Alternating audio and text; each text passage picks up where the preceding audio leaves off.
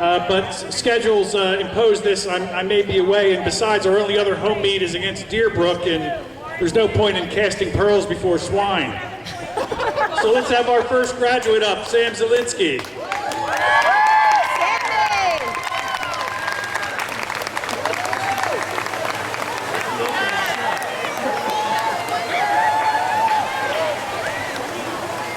Well, another Zielinski is graduating, and as usual, I have a note from his mom complaining about what a lazy bum he is.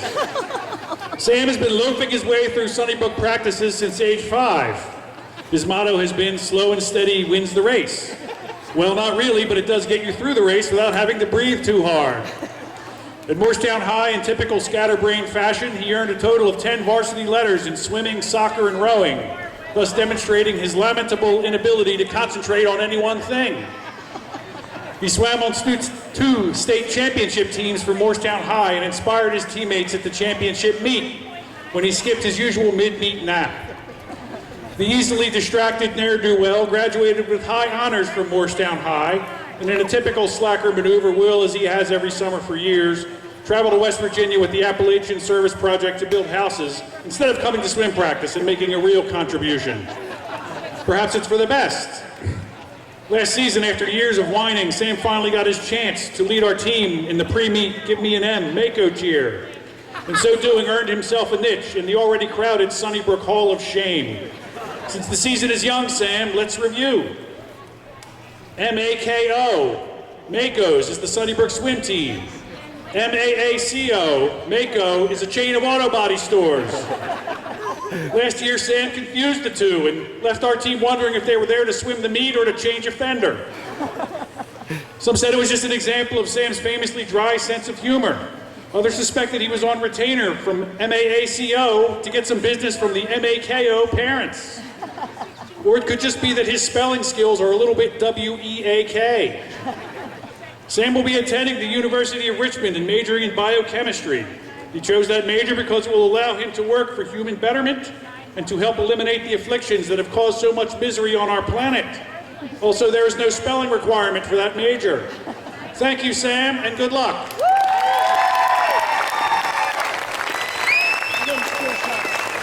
Next up, let's have Alexander Martin.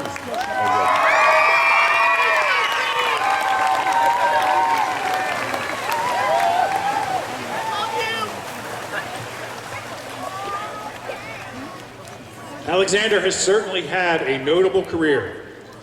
Tutored by Aristotle as a boy, he led his Greco-Macedonian army across the Hellespont against the Persian Empire in 334 BC. He defeated the Persians at the Battle of Gaugamela in 331 BC and proceeded to conquer all of the modern Middle East, Central Asia, and Northwest India by 326 BC. Oh, sorry, I seem to have researched the wrong Alexander. Starting over.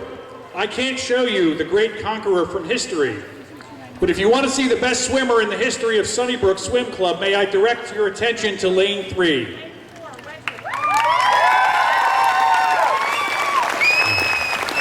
I cannot describe all his great races in detail because we would miss supper, but he is one of the few swimmers ever to win 4 gold medals out of Tri-County, doing it twice in 06 and 08.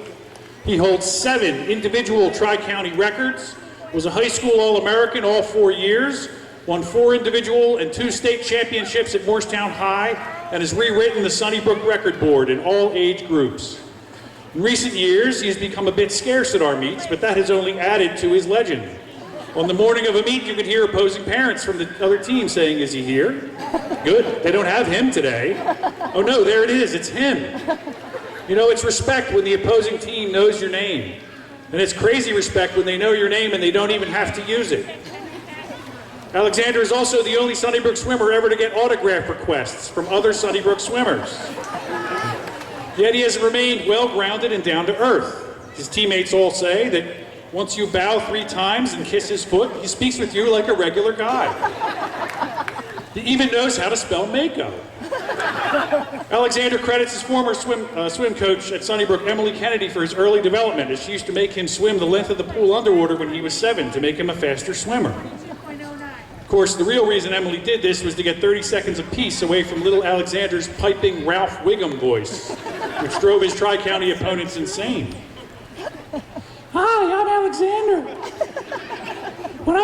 Once I picked my nose until it bleeded. Now I'm going to kill you. Coach Emily also influenced him throughout his career by telling him to never ever back down from anybody, no matter how tough their reputation. That's great advice for all swimmers. Maybe not so great advice if you're in a bar in a sketchy neighborhood. But be that as it may, what is most impressive about Alexander has been his consistency. We've all seen swimmers who are hot stuff as 8-year-olds but don't develop or lose interest. There have even been a few sad cases of kids who really take the wrong path and get into delinquency or crime or Morristown lacrosse. Then there are swimmers who don't impress as little kids, but they stick with it and become a force in high school. But Alexander is one of the few who kicked butt as an 8 and under, kicked butt as a 12-year-old, and kicked butt in high school. Next year, he will kick butt with the men's team at the University of Michigan, currently ranked 6th in the nation.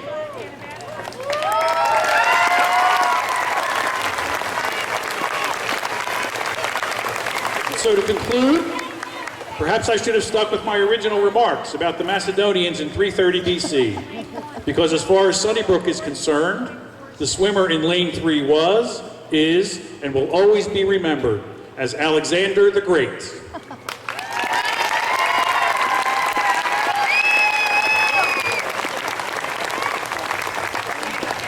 And before I leave, this one last point regarding Alexander, not many people know, is also the huge obstacle he had to overcome to even get into the pool when he was 7.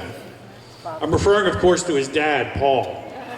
Back then, Dad thought Alexander's summers would be best spent with a sand pail and shovel on Long Beach Island. He even went around Morristown giving lectures entitled, "Just Let the Kids Play, They'll Be Happier That Way." Lord knows how many potential champions had their careers wrecked because their parents bought into the hippy-dippy philosophizing of this soft-headed sap. Luckily, Alexander's mom was made of sterner stuff than Daddy Milquetoast and signed him up after we explained that here at Sunnybrook we don't do "just let the kids play, they'll be happier that way." Instead, we do "the hassle Mom and Dad had at work this week was basically a sin. So if the kids know what's good for them, they better freaking win." That was right in Mom's wheelhouse, and the rest, as they say, is history. Dad eventually wised up and got on the bandwagon, and Dad and his older sister Gab swam at Sunnybrook and went on to win state championships in their sports. So Alexanders, please give special thanks to your mom. Because if your dad had got his way, you'd have spent the last 10 years building sandcastles on ship bottom, and you'd be off to Pepperdine for 4 years of surfing in Malibu, instead of going to freezing Michigan to swim. I seem to have lost the point of my story. Anyway, aren't you glad you joined the Makos? We are.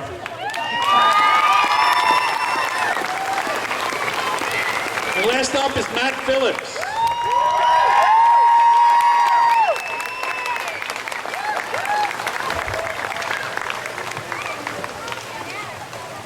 All right, now I know what you're all thinking.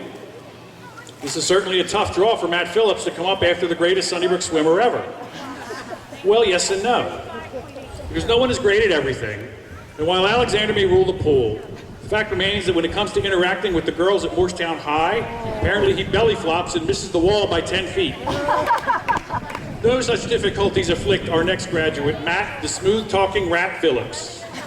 Watching him work a room full of females is like watching a John Deere combine in a field of standing wheat.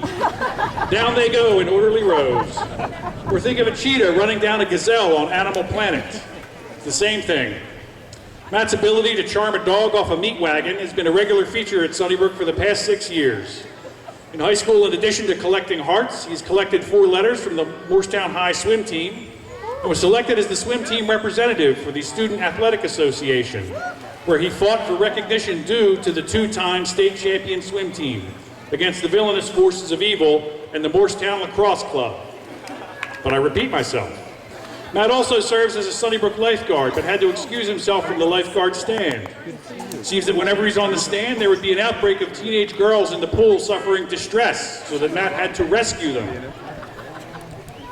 When searching for a college, Matt naturally applied to the schools that offered 1, a first-rate engineering education, and 2, a nearby beach with awesome waves and tan babes. He chose Drexel University. Well, 1 out of 2 isn't bad. Matt will attend Drexel as an environmental engineering major. He plans on joining the club swim team and will also be active in Drexel's chapter of Engineers Without Borders. Rightly so, as it would be selfish for America to keep Matt to itself. He's a natural wonder that we must share with the world. Thank you, and good luck, Matt. And this concludes the exercises for 2016.